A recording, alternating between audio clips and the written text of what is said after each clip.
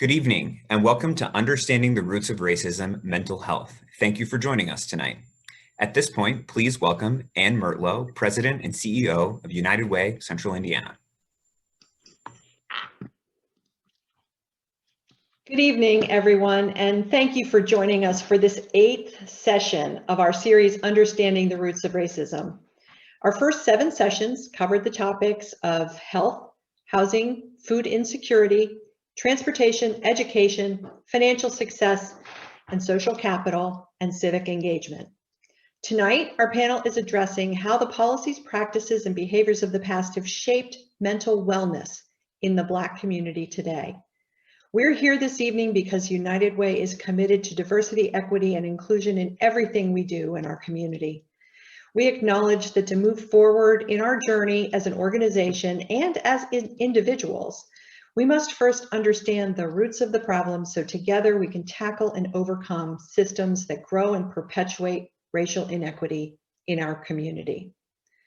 I quickly want to thank the thousands of you who have logged on to join us for these discussions over the last 7 months. Together with you, United Way is committed to doing our part to create a more equitable Central Indiana. If you have missed any sessions, you can still view them on our YouTube page or website at uwci.org. As you logged on tonight, I hope you noticed the resources that were listed on the screen. Those are important because they are resources available to you and others in the community. And we're quickly sharing them on the screen again now. And we'll do it again at the conclusion of tonight's program. We'll also ensure that these resources are emailed to all attendees. We recognize that conversations in this space and on this topic can be triggering for those already struggling with mental wellness. And at the recommendation of our panels, United Way wants to do everything we can to connect those needing assistance with the resources available. In closing, please know that I too am here to continue learning. So upon the start of the discussion, I'll be disappearing from your screen and listening alongside you at home. And now I'm thrilled to introduce to you the moderator of our session this evening, Ashley Weaver. Ashley, a Director of Community Impact and Basic Needs, is one of the newest team members at United Way of Central Indiana, and I'm so thankful she has joined our team and jumped right in, volunteering to moderate what is certain to be an enlightening and engaging conversation. Ashley, thank you again for your leadership. The virtual floor is now yours. Thank you so much, Anne. I'm thrilled and honored to be here as our moderator tonight. Now, the data is clear. Despite immense need, only 1 in 3 Black Americans who need mental health care receive it. Studies have shown Black patients are less likely to receive guideline-consistent care and are less frequently included in medical research and are also more likely to receive care in an emergency room than with a licensed mental health specialist. Lack of access to care, stigma, and social pressures associated with mental health and the economic and educational inequities facing Black Americans all play a role in the complicated intersection of race and mental health. Tonight, our panel will discuss the history of racism in mental health care, how to combat stigma, and the inequity of care for Black people, all while introducing ways to better support the well-being, resiliency, and whole health of every individual and family in Central Indiana. It is our hope that upon conclusion of this panel, you too will feel inspired to take positive steps to better yourself and our community. Tonight, we have the opportunity to learn from mental health experts and community leaders who regularly inspire change right here in Central Indiana. Without further ado, I am excited to introduce tonight's accomplished panel. We'll start with Veronica Derricks, PhD, an assistant professor of psychology at Indiana University, Purdue University, Indianapolis, or IUPUI. Next, I'll introduce Courtney Flukas, the Unified Student Supports Officer at Indianapolis Public Schools. Next, we have James E. Garrett Jr., the Executive Director of the Indiana Commission on the Social Status of Black Males. At this time, I'll welcome also Crystal Wade, MSW, LSW with Healing Hearts of Indy. And lastly, Brandon Warren, founder and president of We Live Indy. Thank you all for being here. Now that you've met our panel, I'd like to go ahead and open the discussion with our first question. The roots of stigma surrounding mental health among Black Americans can be traced back to slavery. History shows it was commonly expressed by white owners that slaves were not mentally developed or sophisticated enough to experience depression, anxiety, or other mental health disorders. During the Civil War, there was even said to be a mental illness that led enslaved people to run away. Arrested civil rights protesters were often labeled schizophrenic as part of a scheme to make them sound more dangerous to the community or jury. How do you believe these traumas and conditioning over time have impacted the stigma that we still see attached to mental health care in the Black community today? Crystal, would you like to get us started? Sure, absolutely. Thanks, Ashley, and welcome to everyone viewing and to all my fellow panelists.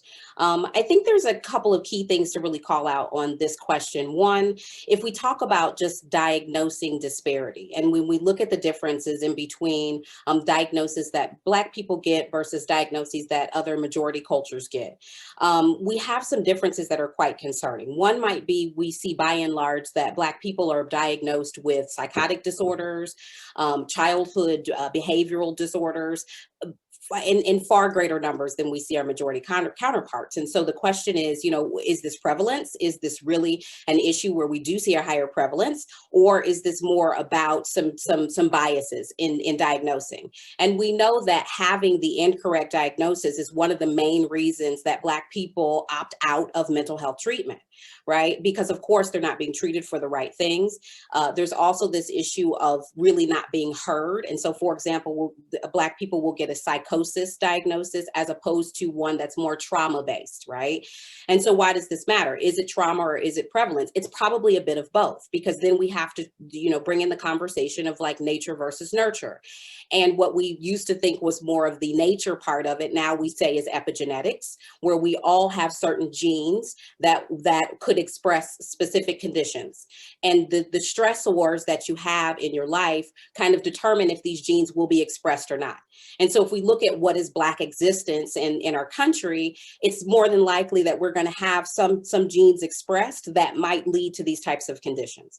I think the other biggest thing to talk about in this issue is just the creation of the DSM. The DSM is the Diagnostic and Statistical Manual of Mental Health Disorders. And this is where we develop all of the criteria in which we use to diagnose someone with a mental illness, okay? That is developed by the American Psychiatric Association, and the panel that develops the DSM is predominantly white and male. So there also are some conversations and some discussions about the lenses of which the people are bringing to the conversation that are actually writing the criteria. For example, there is a good conversation about anger being one of the indicators for diagnosing for depression, but mainly we see this in presentations of depression with Black men, right? But it's been left out of the DSM consistently. So we do have a lot of issues and a lot of things that both lead just to continued mistrust and continued lack of participation for Black people in these types of encounters. Thank you. Thank you so much for offering that look into how we get to the place of diagnosing mental health and just thinking about the negative treatment and misunderstanding of those struggling with mental health in America, and especially how that's felt within the Black community. One study even showed that 63% of Black people believe a mental health condition is a sign of personal weakness. So what can we do to reduce the shame and fear and even discrimination that someone may feel, even from their peers, that prevents them from seeking the care that they need? And I'll open that up to anyone that wants to jump in. Ashley, I can say from the educational perspective, in Indianapolis Public Schools, we do our best to equip teachers with knowledge. I think it first begins there. We have to be tolerant and we have to be inclusive. And it helps for folks to have the information so that they can grow in their mindset.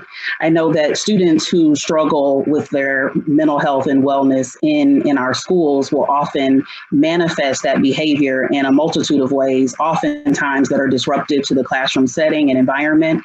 And that is then frowned upon, obviously, by the educators. And so then rather than supporting that student through traumatic experiences or getting that student the help that they need, there's a more reactive approach to getting them out of the classroom. Now they're missing key academic instruction, which obviously then has some additional cascading effects. So I think it's critical to ensure that our educators are aware so that they know that that behavior really is communication and that we respond to what our students are communicating. Yeah. Ashley, I would like to add to what Ms. Wade stated. There is so much misdiagnosis, and unfortunately, being a Black male, we are labeled, and there are not enough practitioners who look like myself or some of the other panelists that are making these determinations on an individual's mental health. And so, where it's important for us to be engaged in the conversation, we can't simply allow labels to be attached to us, or we be regarded as non-assimilating to whatever we're asked to assimilate to, whether it's education or healthcare or certain behaviors. And that has gone on for far too long. And back to what Courtney stated, it's important for us to engage young Black males and young Black females at an early age in the educational environment and not label them and say, okay, well, they're a problem child, or they're this, or they're that.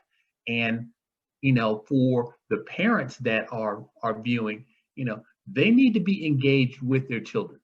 I shared with some of the panelists, I have a 16-year-old son, and my son is a young Black male. And I have to continually share with him that he is not to be labeled or pigeonholed by other individuals. He has to be who he is and all that he can be. And that's important. And as we talk about mental health, we all have to be engaged in the discussion and not sweep it under the rug or push it aside, which has gone on for far too long in our community.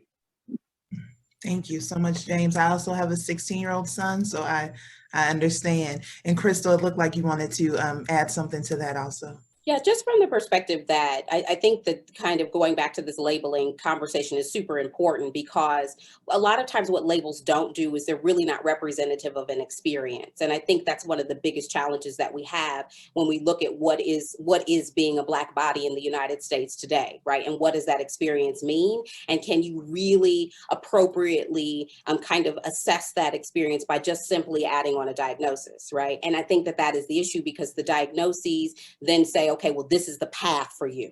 These are the services that are appropriate, but really a lot of this is more like trauma. It's more like racial inequities. It's more like socioeconomic status challenges. It's more like microaggressions. It's more like things that exist every day. And that's why, to James's point, it's so important to begin to normalize and have these conversations. That's one of the biggest things that we can do to reduce the stigma, is just to simply begin to talk about it and to normalize it. Like, being a Black person is super hard right now. Right? And it's been hard for many, many years. And so we're dealing with generations of difficulty in this type of situation and with just existence. And so it makes sense that there are people that are struggling. It's almost, and for example, when you look at, we'll talk about suicide later and what's going on with suicides in Black America. When you look at it, there's a lot of people that say, wow, it's even amazing that we survived at all. It's even amazing that we're able to make it through every day if you look at what it is, what it's like to be to live in our shoes. Crystal, thank you. Thank you so much. And James, thank you for what you said about assimilation. And could we just talk for just a moment about the pressures of being Black at work or in school or in spaces of leisure, and how that is impacting our mental health, right? Brandon, can I jump to you on this question? Just thinking about being Black at work or in school or in spaces of leisure, how is that impacting mental health currently? Okay. Wow, that's a deep one for me, especially being a current PWI student. It's definitely, as we're living with a stigma on us, as being a black male in predominantly white institutions, speaking towards my experience.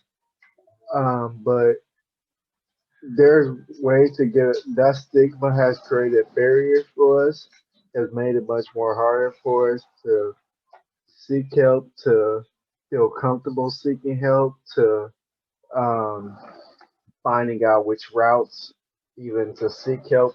I remember first time I saw help, it wasn't the easiest while in college because I wasn't faced with people that could understand me without stigmatizing me based um, based off of my background or my how I look, without considering me as a outbreak young adult or um, wow um, or without their stigmas have created such a way to make us feel uncomfortable.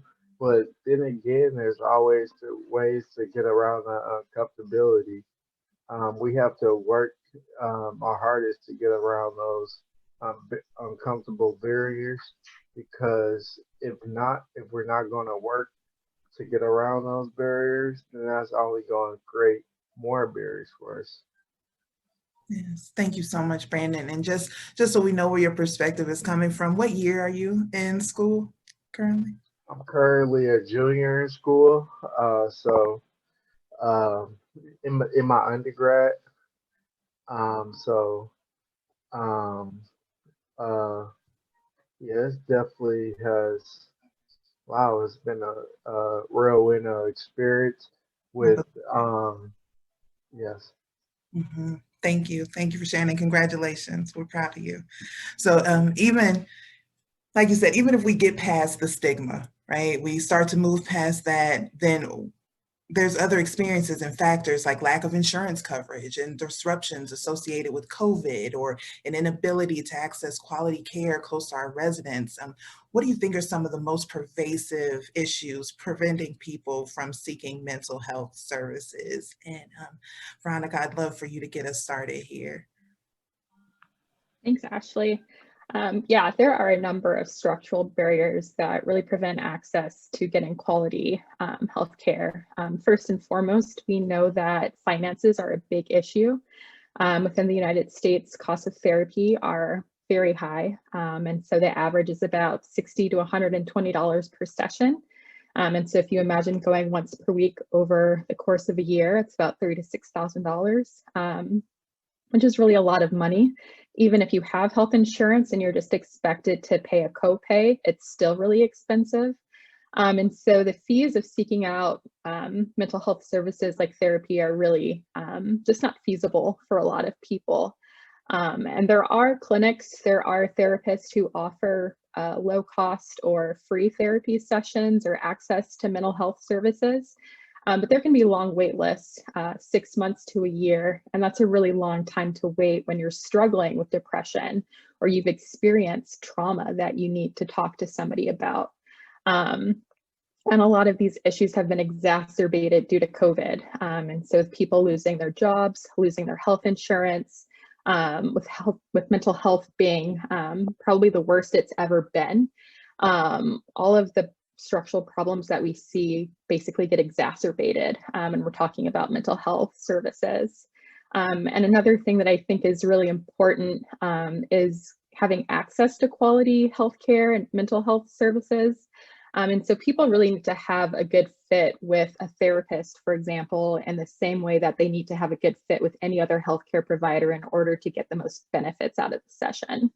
And so if my therapist doesn't understand why, 9 months after George Floyd's murder, I'm still affected by it, or that I might be picking up on a colleague's subtle racist remarks and why that's negatively affecting me, it can be really difficult and frustrating to try to explain these experiences to somebody who you feel like doesn't really understand you or doesn't really get you.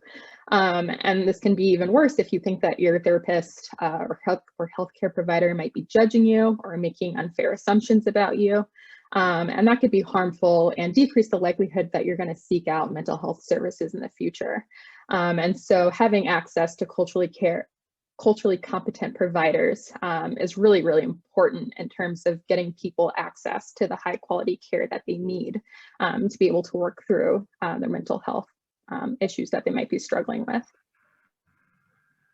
Ashley, I would love to jump in here because IPS is, truly committed to serving students well. And when we as a district realized how much trauma many of our students were experiencing or had experienced and how that was then manifesting in classroom experiences, hallway experiences, et cetera, we committed ourselves to ensuring that every single school had access to community-based mental health services. So that is not just in a pocket or one area, but every school, which in theory means every student who needs it has the ability to receive mental health support.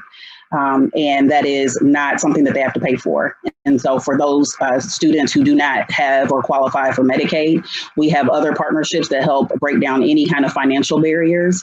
And even through COVID, we were able to allow for opportunities for telehealth. We even transported families to and from our buildings, which remained open and accessible for therapeutic services. And these are not just services for students. These are services for their families. And that kind of support is wraparound support. So we're really excited about that because we know that this is something needed and that access to those services typically is not always available for the students we serve. Yeah, Actually, I'd like to go ahead, Crystal. Okay. Courtney, just real quick, I love that you kind of talked about what's going on in IPS. Just from the perspective of, if we look at access and where we have access challenges, unfortunately, one of our biggest providers of I'll say that in quotations, of mental health care is the prison system in our country, right? And so it's things like what you're discussing with IPS that are very key in terms of kind of eliminating that school to prison pipeline, right? And also this is another big opportunity from an access point perspective to really examine what we're doing, because we know by and large with systems of mass incarceration and what's going on, that there are many more of us represented in the prison population than anybody else, right? And so when you get into prison situations, and you talk about, again, provision of healthcare services, it's not of mental health care services, it's not a thing. You may get your medication, you may get some therapy, it's very inconsistent, the services aren't that great, et cetera. But the issue is also, if we had better interventions and better access long before that, there's no reason that a lot of our Black men and women should end up in prison because of mental health issues, right? Because again, when we talk about mental health issues and how they get to the point that they get, we cannot take out the societal factors that contribute to those things. So we have to then loop it back to the Black experience and what it's like to be a Black person in America and how that contributes to mental health. And then when we have a mental health break, we go to prison, right? Oh, Crystal. James, please feel free to jump in. Crystal hit it out of the ballpark, and I just wanted to give kudos to Courtney and IPS for what they're doing, because they are looking at it holistically, which we as a community are going to have to do. We're going to have to look at this holistically and not just address the student, but the entire family. Because if we do a deeper dive into mental issues within the family, it's not just that child or student, that is acting out or having issues. There is trauma within that student's life. There's trauma within the family's life. This pandemic has caused individuals to lose their job and to lose their health care and to be concerned about, are we going to be able to put food on the table tonight? Are we going to be able to keep a roof over our heads? So there are a lot of aspects that go into what individuals are dealing with. I think about the students that are doing e-learning on a daily basis, where they're not having interaction with their peers, and they're staring at a screen as though we are right now, but they're doing that for an entire school day. What impact does that have on a young Black male or a young Black female? And so, kudos to IPS for what they're doing. And again, I will go back to what I stated earlier. We've got to begin this discussion and this conversation as it relates to our mental health at an earlier period of time. We can't wait till, I've gone through my teenage years and my early adult years, and now I'm approaching 30 years old, and people are saying, well, he's got a problem. He's dealing with anxiety or depression. Talk to me and reach out to me when I'm 6, 7, 8 years old. And I implore us to consider that and to look at engagement at a much earlier age. And James, I just want to quickly share that I appreciate the kudos, but I will also say that I go back to my first point about continuing to educate adults, because as we've all discussed, the behavior that is typically manifested from these experiences of trauma tend to find our Black males and females receiving exclusionary discipline in IPS. That is not unique to IPS, and it should be expected that in many districts across the country, students are being excluded from school because of the trauma that they are experiencing and how that then is displayed in their behavior. And so we have to continue to educate so that we really can eradicate that school to prison pipeline that Crystal referred to. Thank you all. And Brandon, I saw you nodding your head as folks were talking and just thinking about trauma. I know that was the basis for the foundation of your organization. If you feel comfortable, I'd love for you to share a little bit about the start of We Live Indy and how that has impacted the young people that you're working with. You're on mute. Yep. This technology stuff. Yeah, so, wow, yeah, like you said, it was built off of trauma. I lost a dear friend and teammate of mine to gun violence, and that was the root of all this trauma, building trauma on me and other peers and loved ones of him, named by the name of Deshaun Anderson. But even to his shooting and the many other shootings that I've defended throughout the city of Indianapolis, and the many other shootings that continuously happen, the root of that whole crisis or scenario is essentially rooted to mental health. And I say that with the most admiration, because my friend's shooting, with the background, he could get the help to go to in school suspension, or to go to tutoring, or to go to in school retaliation, or out of school, but he couldn't seek to get the help to seek help for his mental health. And essentially, mental health is there's two different consciousnesses that we can have regarding to our mental health. It's like having a evil shoulder and a good shoulder, a righteous shoulder. And essentially, I've come to find out that digging down to that root is essentially how we can eliminate all crime, all in-school suspensions, all retaliation among young people. I say that even as being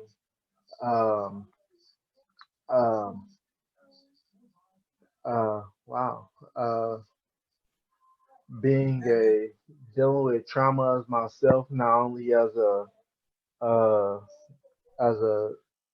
dealing with the loss of a friend and dear teammate of mine that started Relive, but dealing with the trauma of myself that was rooted to suicide.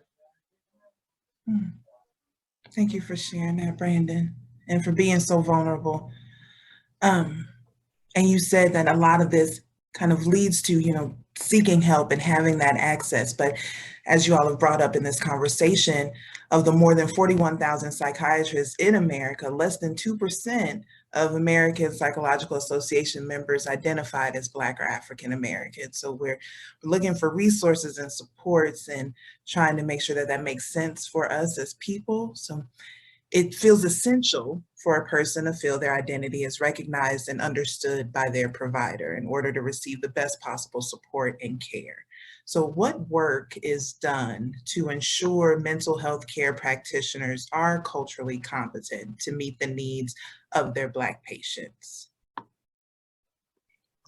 So I think one thing kind of important to, I'll address the cultural competence piece, which is we have the concept of cultural competence, which has to do with, do we explore other people's cultures? Do we have an understanding of why certain practices are what they are? And then do we kind of challenge any type of systemic or systematic things that we see in place that are standing in the way of having, of cultures having certain experiences that are inherent then in that culture. But the thing about cultural competence that makes me a bit uncomfortable and is a great conversation, which is that cultural competence would imply that there's a mastery that you can have of another person's culture, and that's not a thing, right? We should always keep learning because my cultural experience changes a lot. It also implies that along a cultural spectrum, you have sameness, right? So my Black experience is the same as your Black experience, Ashley, and that's not the case. Right? We know that there's a lot of individuality, even within being Black in America. That doesn't necessarily mean that you have had certain experience or even that you buy into certain cultural arrangements, right? So I prefer cultural humility, which basically says, yes, we'll do all of those things. We'll examine culture, we'll examine larger systems, we'll look at diversity, but we're also going to look at our personal biases and try to explore like where might we be biased against that culture that we're sitting across the table from, right? Or sitting across the room from. Okay, now here's the biggest thing that I think is super, super important to think about, okay? If you are a person, if you're a Black person and you're sitting across the room from a therapist that is a different culture than you, it is the therapist's responsibility to bring that into the room, full stop. Okay, it's not your responsibility to deal with that because inherent, this is the other thing I love about cultural humility, inherent in the definition of cultural humility is also the fact that we have to address the power balances that we have, right? As us being the therapist, we are in a position of power. And so we have to address that and normalize that. And that also happens when we're talking about people coming from two different cultures. And so that's what I think is one of the biggest things. And also this is important because, for example, when I have Black clients, I handle them a little bit different, right? Especially in terms of like sensitive things. I'm not going to ask one of my Black clients on the first session, tell me about sex. Not going to do it. Okay, we're gonna have to wait. Okay, but with majority culture, right? They're trained in terms of the therapeutic approach, which is like let's ask all these questions because we're building rapport, and this will show that I can handle this information, and you should trust me. But it's a little bit different, right? So there is this piece also of us kind of understanding, I think, the process of therapy and what you can potentially expect to know when something is kind of off. And again, we have to talk about therapy. We have to normalize that it's a thing to know, to say, girl, I went to my therapist and they said, da, da, da, da, da. And your friend like, oh yeah, yeah, that's the way it rolls, da, da, da, da, da, right? But you have that kind of thing when we talk about it and when it's not kind of handled in secrecy. Thank you. Thank you for that, Crystal. And I want to add another layer to that question before we move on to the next one. So how can we continue to diversify those entering the field, right? So that we ultimately end up with more Black practitioners and a more inclusive environment of care? Well, I'm glad you asked that question, Ashley. I wanted to jump in on this. When we start talking about careers and professions and vocations, and my commission does a annual Young Black Males Matter Day, and we do it at the Indiana State House, and it's a phenomenal day where we inspire the young people to understand the role of advocacy, about civic engagement and leadership, but we also talk about vocations and careers. And having been a young Black male in elementary school and middle school and high school, my vocation was I'm going to play in the NBA. I'm going to be a professional athlete. And so when that didn't happen, okay, what's my fallback plan? And so as we have career fairs, as we talk to young people about vocations, and one of the things the commission is seeking to do, and Courtney, I hope you'll appreciate this, we're wanting to get more Black males into education, to be teachers, because we need that. But we also need psychologists, and we need psychiatrists, and we need doctors. And like I said, everyone is not going to play Major League Baseball in the NFL or the NBA, so we need to have all the options available for our young people, because they can be whatever they want to be. Astronauts, they can be, biochemists, they can come up with cures for cancer. And we need to seek to have more discussions about specialties in the healthcare field, and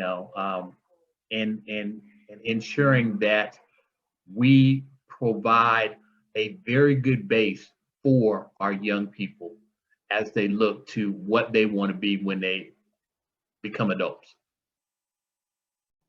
I love that we normalize these options, right?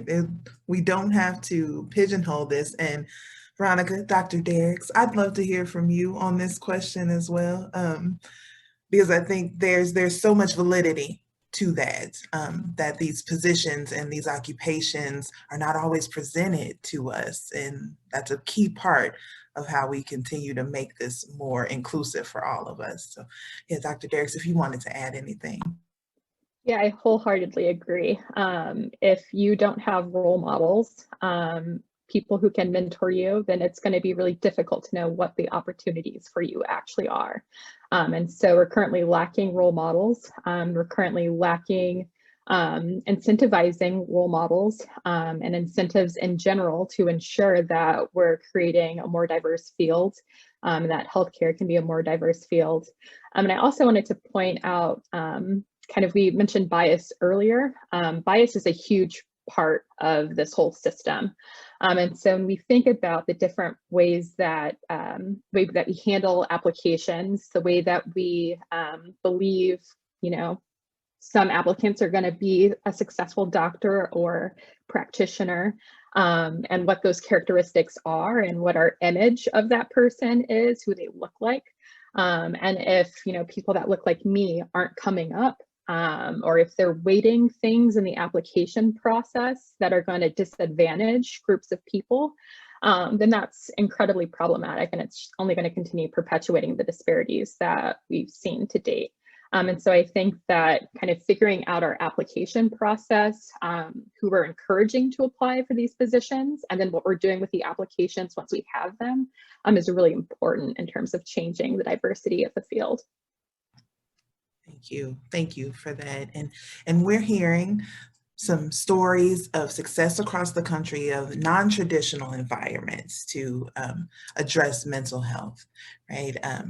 That addresses disparities in both physical and mental well-being. And the Confess Project and the Indiana Black Barbershop Health Initiative are two initiatives that are excellent examples that are connecting patrons at barbershops and beauty salons with mental health services. So I would like to hear more from you, James, about a little bit about these innovative models and thinking about how can we continue to see programs like this growing in the future. Well, again, thank you, Ashley. The Indiana Black Barbershop Health Initiative is an initiative that the commission undertook back in 2011 because every year the statistical data on Black males was very disparaging. We have the highest mortality rate.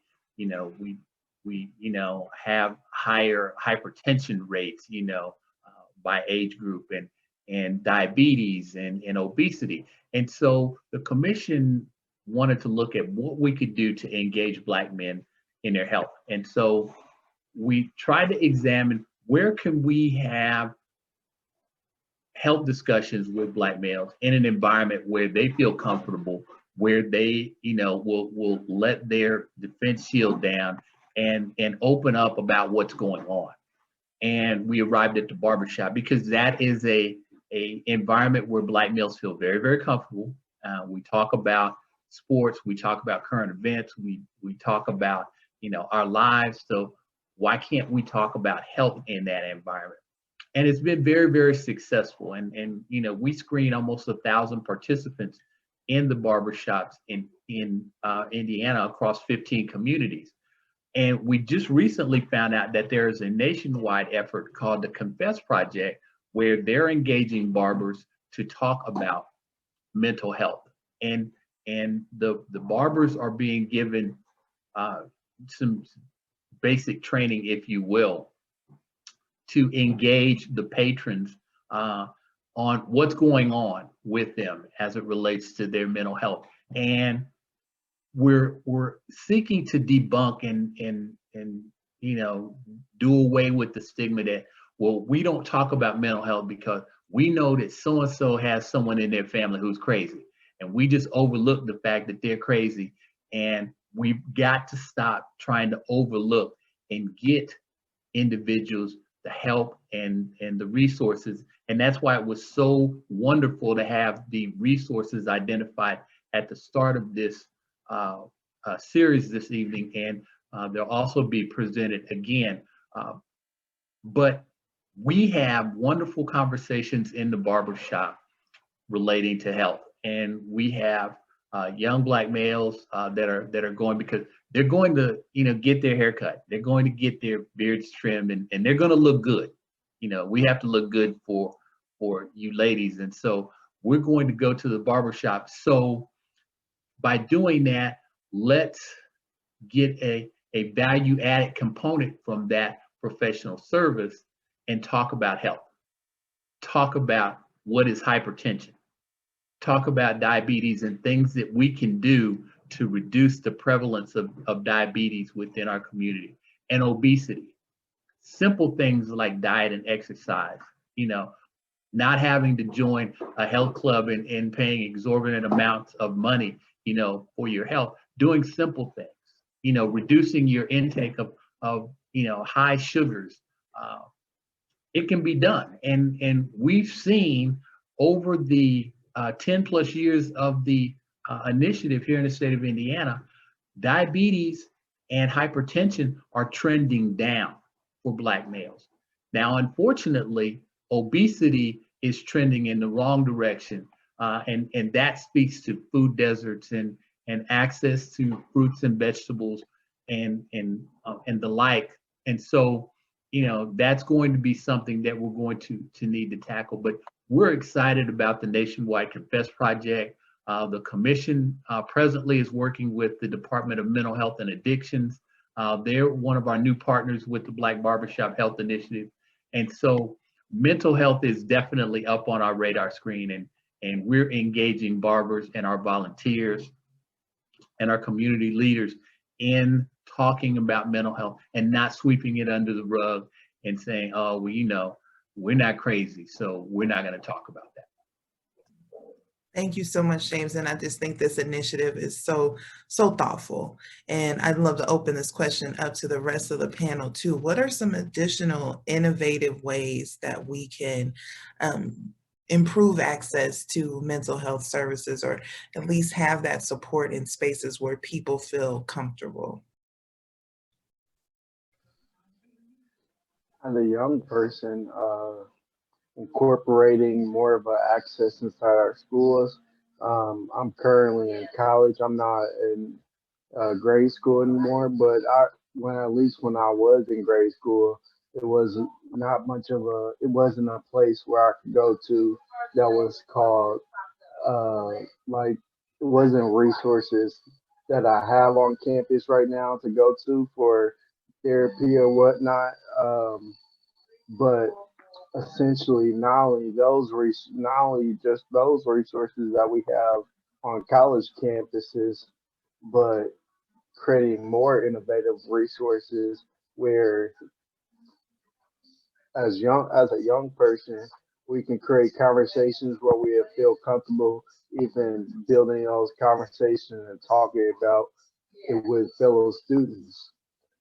Because us as fellow students, if the conversation can be innovative enough to start a conversation amongst ourselves, then I feel like that could build comfortability and make us more valuable to share with our mental health struggles with others, such as older adults, teachers, mentors, parents. Brandon, I'm so glad that you mentioned that piece just about the youth being able to have the language to talk about what they're experiencing and really being equipped to do so in a constructive, productive way. And I know that in IPS, we partner with Peace Learning Center to ensure that all of our buildings have been trained in restorative practices. And not only is that an approach that the adults can utilize with students, but it is an approach that students can utilize with each other when they have broken trust in some form and have identified some form of conflict. And it is a productive way to move beyond that conflict so that you are not having to put your hands on each other or manifest some behaviors in some unproductive ways. And I would just also extend that, you know, in IPS, we also really want to equip our staff. So we have a partnership with Mind Body Medicine so that we can continue to help our teachers grow in their emotional intelligence. What they model for students is what students will then mimic. And if they are able to model resilience in stressful or anxious situations, then I believe that our students would be able to pick up on some of those positive and productive behaviors as well. Yeah, Courtney, I can't like everything that you all are saying, and certainly not to be redundant, but just from the perspective of where you brought it from, like having the language, this is so key. And again, why all of this goes full circle in terms of like us having these conversations, right? We have to learn the language around kind of like what James was referring to about our physical health.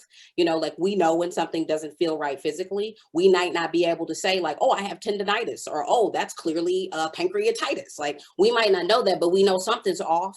Okay. And so it is just that it is the more we have these conversations and the more spaces that we start to say, okay, like this is kind of what maybe an emotional experience should look like. And maybe what you're experiencing is outside of that. And this is where we have like an opportunity, I think, where we need to bring in our faith-based organizations too, to partner in this conversation as well. Because again, we're talking about as many touch points as we can have with an individual. That's what we need to do. And so if from a faith-based perspective, there's programming, there's education, there's opportunity, there's connection to resources. I mean, partnerships between therapists and churches to have therapists kind of providing services for that church, maybe one day a week where parishioners can come in and do a half-day clinic. Like, I think that there's so many opportunities here in the faith-based community because it is so important in our community that we can kind of maybe look here for innovation and look here to see how we can also address this issue. Oh, thank you so much for that, Crystal. All of you, thank you for adding in. Brandon, it looked like you wanted to jump back in and add something. Yes. Wow, all of that.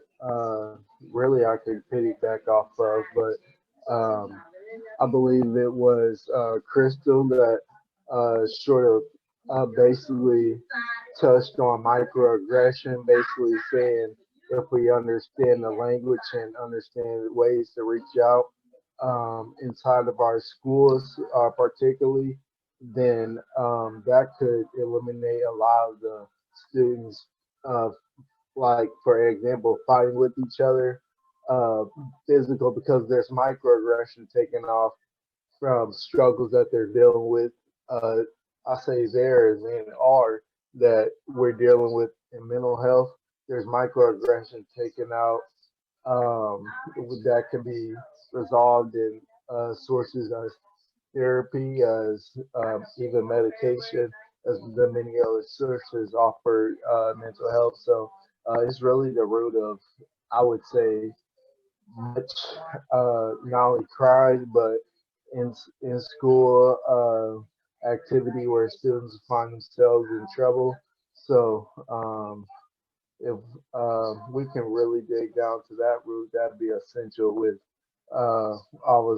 I'm speaking on behalf of all young people, especially young people of color.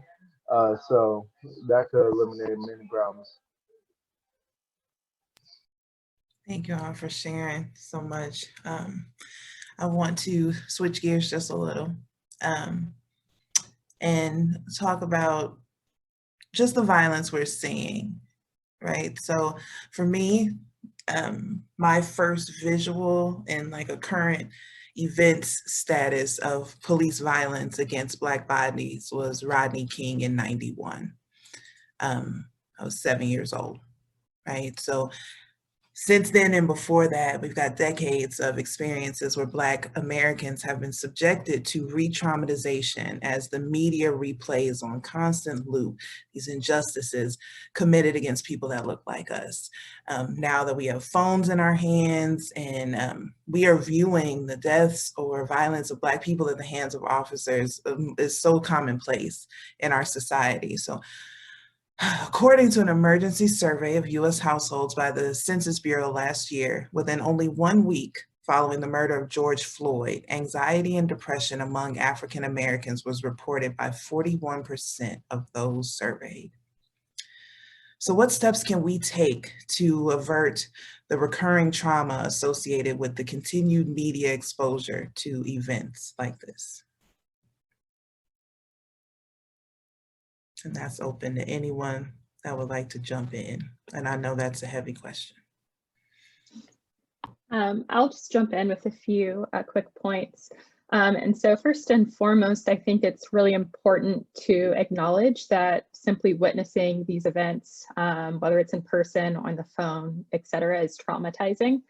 And so there's research showing that even when you're not the direct target of discrimination or violence, that it's going to negatively affect you psychologically and physically. And I think that's borne out in the data that you just shared with us. And I also want to stress that we need to talk about these events openly. And of course, we need to create safe spaces for people to be able to talk about these things comfortably. And so it's important to really understand that when, a Black person sees an event like George Floyd's murder happen, it's going to affect them differently because there's this shared racial group membership. And so when I see this happen, George Floyd could be my brother, he could be my father, my mother, that could be me.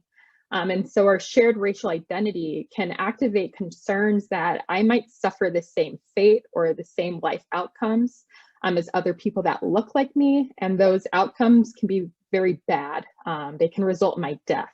And so we need to have continued discussion about how these events might be affecting people, how they may be affecting members of the Black community in particular. And so I think that in addition to talking about these things, you also need to offer greater support for students, employees, everybody else, and be really mindful that people need to have mental health days to process kind of what's going on in the news.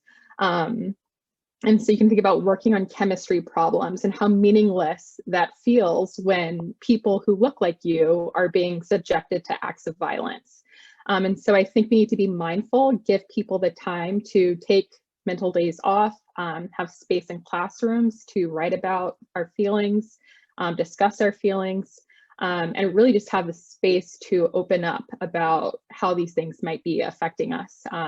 Because as we mentioned earlier, talking about these things is really important to try to normalize it and let people know that they're not alone in the way that they're feeling. I'll just add, in addition to a safe space to have the conversation about it, we also, as individuals, have to unplug occasionally and not continually be on our electronic devices and staying engaged 24/7 in what's going on. So we have to be able to step away. I could not watch the news all day and in the evening until I fall asleep, because it would not be beneficial to my mental health and well-being. And so in addition to having safe spaces to have the conversation, we also have to be astute enough to realize that we have to unplug from our devices occasionally and step back, and I would like to think that could be the time that we spend time on self, and commune with nature and do something that brings our stress level down.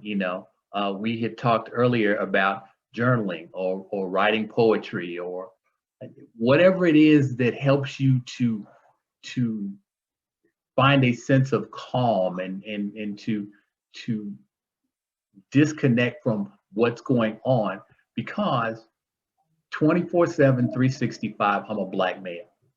And there are people who are intimidated by me, who are fearful of me because I'm a Black male, and they feel I may bring harm to them, but again, I'll go back to what I stated earlier. We can't allow people to label who we are, because if I can have a conversation with individuals, be they individuals from other races and other cultures, there's more that we have in common than we have that, we're in conflict with, because I want the same things that most everyone else wants. I want to be able to have freedom and liberties. I want to be able to provide for my family. I want a good education for my son.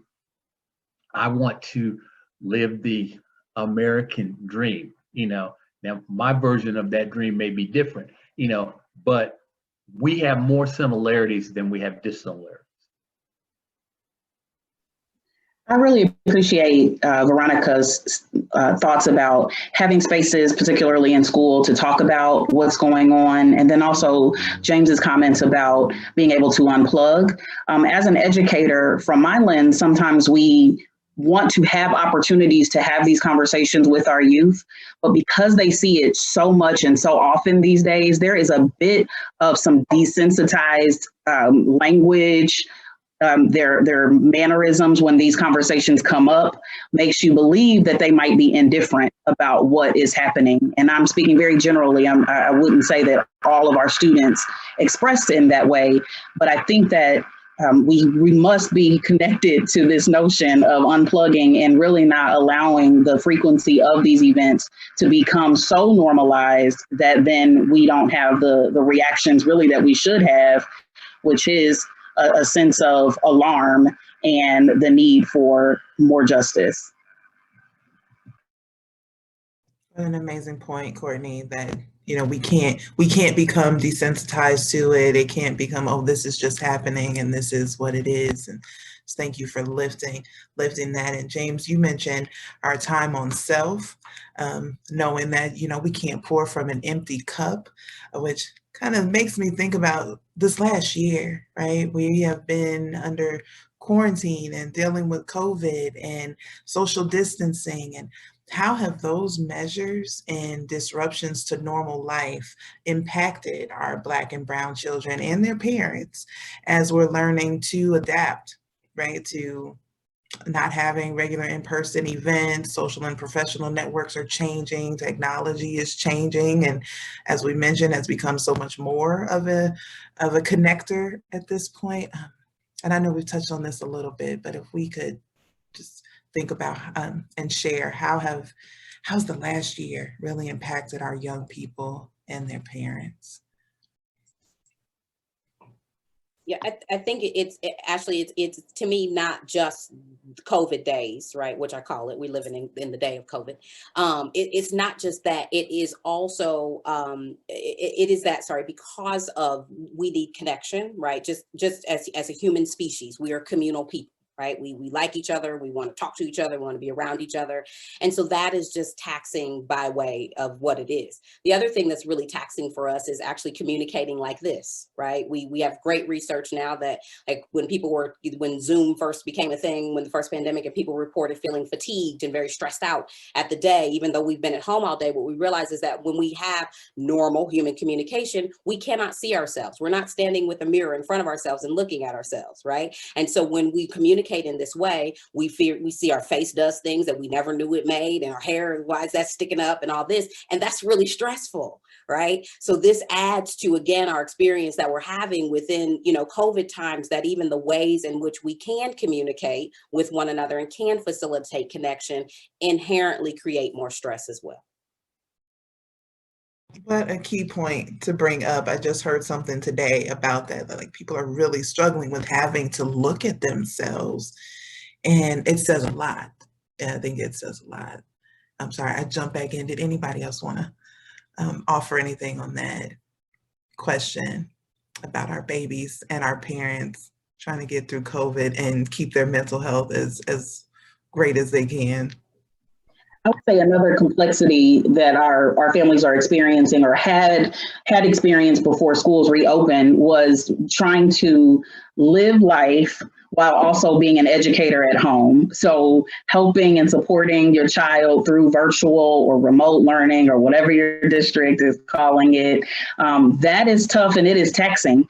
And what I hope is that there is a new appreciation for teachers. But what I also know to be true is that that was just one more thing for families who are struggling to find and have food on a consistent basis, to ensure their utilities stay on, to ensure they have a job to go to every day, but they have these little people at home that can't stay there by themselves. Now you've just added one more thing to their plates in ensuring that their students are accessing education so they're not falling behind. And so I think that that has increased the stress and the anxiety. And so thank goodness we've opened our doors again.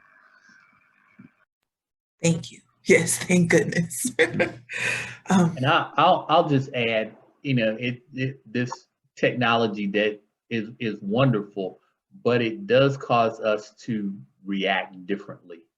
And you know, if I were meeting with you all and we were in a room together, you know, my mannerisms may be different. You know, one, because I would feel very, very comfortable with you all because we have some similarities.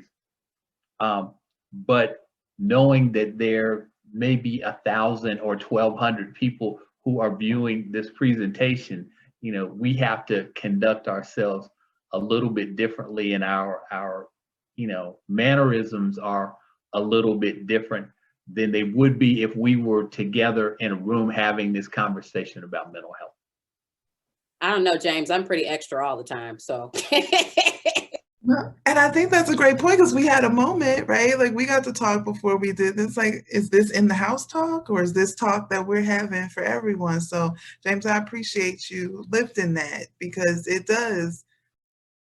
It's the reality. It goes back to that question we asked about just the reality of being Black in America and the pressure that that puts on mental health. How am I presenting in a space with others, right? Oh, you all, it's been a phenomenal evening. We are moving into one of our last questions, so I need everybody on these next two. For anyone that's viewing tonight who may be struggling with their own mental health and wondering how they seek care or who they talk to, what steps would you recommend them taking? And I'd love to hear from everybody on this one. Buy the book, help. By the book recommendation that I could most definitely offer is, first, by seeking help expressing yourself to your primary care provider, which can help you in a better direction after that, because the results that we see within the mental health industry often are resulted by primary care physicians, which can lead you to therapy or psychiatry, whichever route would be best for you, if not both.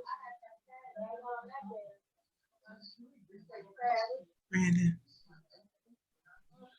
So I might mention the gold standard for finding private therapy or individual therapy, rather, I should say, is psychologytoday.com. There's a multitude of search criteria. You can literally pick African-American, which doesn't mean that everybody will come up is African-American, rather that they have selected that is a population that they focus on or have special expertise in. You can look at many different levels of licensure. That's the other thing, is that there's many different ways in Indiana to become a mental health provider. I, for example, am a mental health provider by way of Masters of Social Work. So I'm technically a social worker, right? And so understanding the different licensure, I think, is very, very important. And then the other biggest thing I think that people can do in terms of maybe next steps is one thing that we've said multiple times, which is talk about it. talk about it, talk about it, talk about it, talk about it. I mean, if we think about how we got here, right, as Black people, we are the people that are told that we have to be strong, right? We were the people who built this country. We were the people who were dehumanized at every single point, right? This is a result of a campaign of dehumanization that has gone on for hundreds of years, right? And if you dehumanize a person, they of course do not have emotions. The only thing that they need to do is output and produce. Okay. And we are more than output. We are more than just producers. We are human beings that have a very real emotional experience.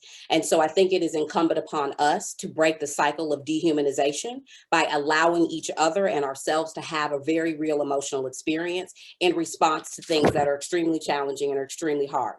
Okay. This is like this concept of like creating a village for your child, talking to your child. Like there are other trusted adults that can be in your child's village, right? That maybe necessarily aren't you. Okay, but having them to have a resource of somebody that they can talk to if they are struggling.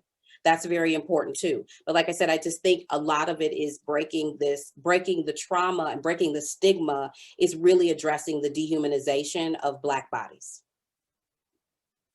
Ooh, Crystal. Mm-hmm. Brandon snapping, if you couldn't see him.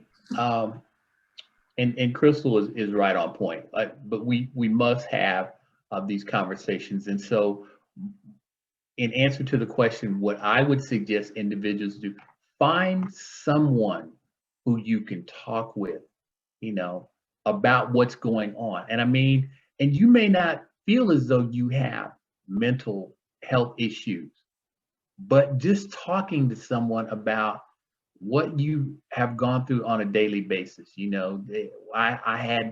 I had 4 Zoom meetings today, back to back to back to back, and I'm mentally exhausted. And then someone says, but you were at home, you were on your sofa, what do you mean you're exhausted? And so being able to have conversations with someone that you confide in, and maybe it's your barber, maybe it's a professional psychologist or psychiatrist, or maybe it's someone from the faith-based community.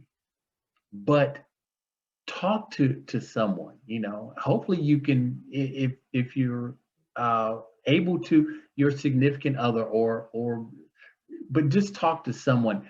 Don't keep it bottled in. Part of our problem as a community is we've kept too many or too much of our feelings and emotions bottled up.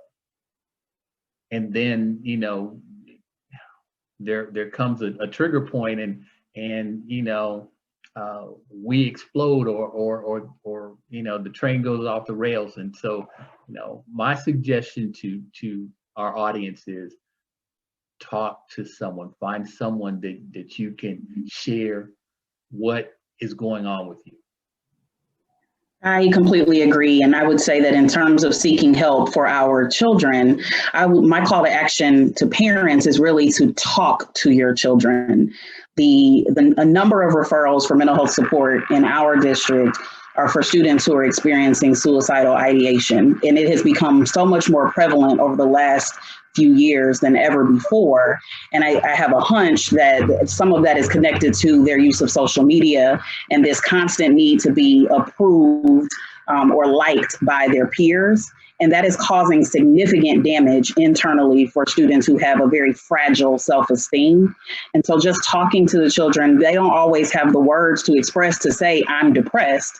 So they may share it in a number of different ways. But if we're not talking to each other, getting underneath some of those really simple or blanketed responses, then we're not going to know exactly how our children are feeling and what kind of help they might need. And that is so true. And it's coming up. The Congressional Black Caucus Emergency Task Force on Black Youth Suicide and Mental Health showed that Black boys ages 5 to 12 are now twice as likely to die by suicide compared to their white peers. So it is prevalent in our reality right now. Veronica, would you like to add to that question for anyone viewing tonight? What are some steps that they should take to seek care? Or what would you recommend for them? Yeah, for the sake of time, I won't rehash what everyone else has already said, even though I 100% agree. The only thing that I'll add in is the importance of journaling and kind of writing down your thoughts, feelings, writing down goals that you might have, ways that you're managing progress towards those goals. There's empirical evidence, research-based evidence that journaling is really helpful for mental health. And so if it's stressful or difficult to get access to mental health services, if there isn't anybody that you have to talk to, I think an important step is to take the time to journal, write down your thoughts, because that can be really beneficial. Thank you. I know I'll tell anybody that listens, writing saved my life many a time. So I completely believe in that. So here's the call to action part. We're coming to the end of our meeting, and I'm going to give everyone just about 30 seconds on this one. Looking forward, what is one thing that our attendees leaving tonight can do to advocate for the advancements we've discussed in the mental health field, as far as access to care, as far as reducing stigma, and ensure that our neighbors are fully supported? What is that call to action that we can leave everyone with tonight?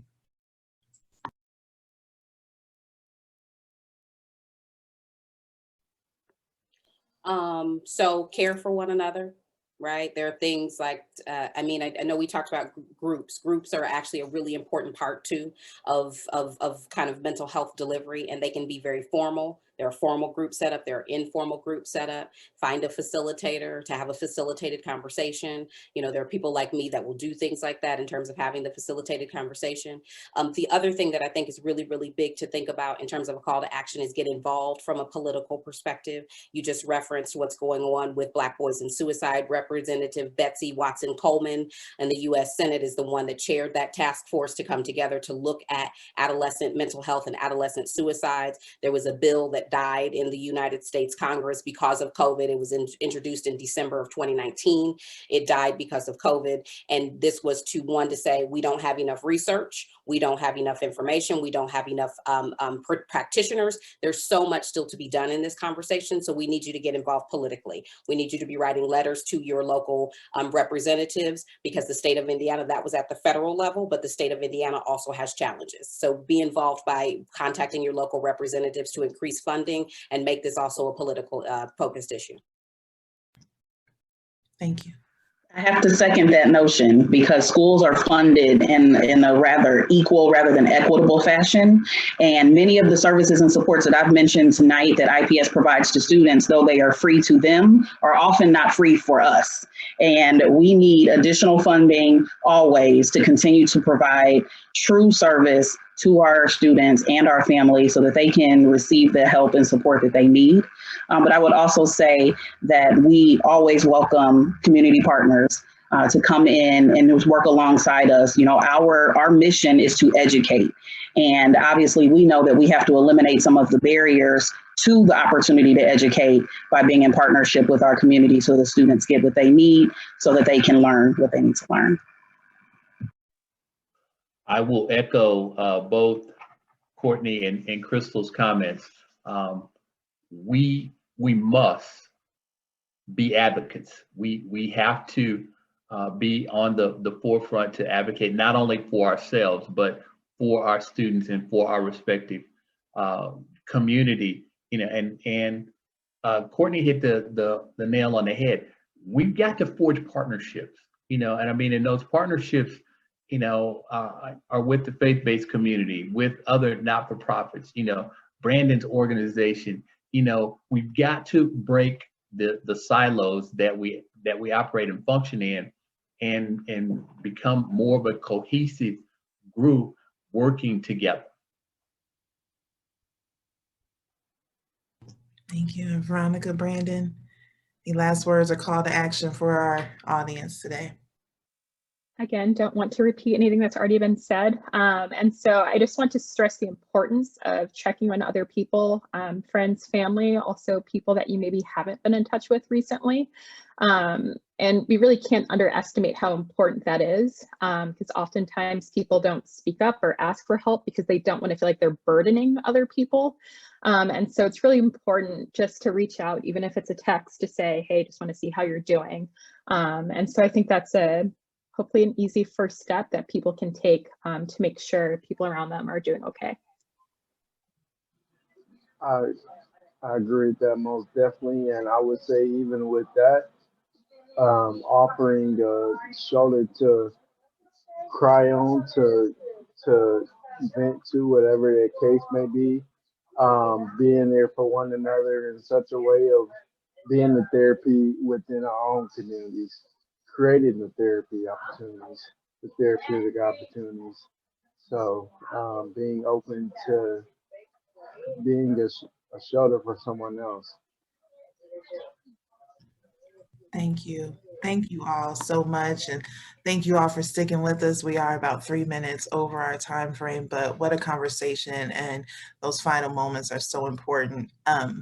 In our call to actions for us, right? So I would like to thank our panelists once again, as well as thank you, our audience, for joining us tonight for this very important conversation. It's truly our hope that each one of you has learned something new and that you leave the conversation inspired and ready to help create a more healthy and equitable Central Indiana for everyone who lives here. Please know that you will receive an email with a full recording of tonight's panel, additional resources, panelist bios, education materials, and a link to register for next month's Understanding the Roots of Racism. Thank you all again, and please have a great night.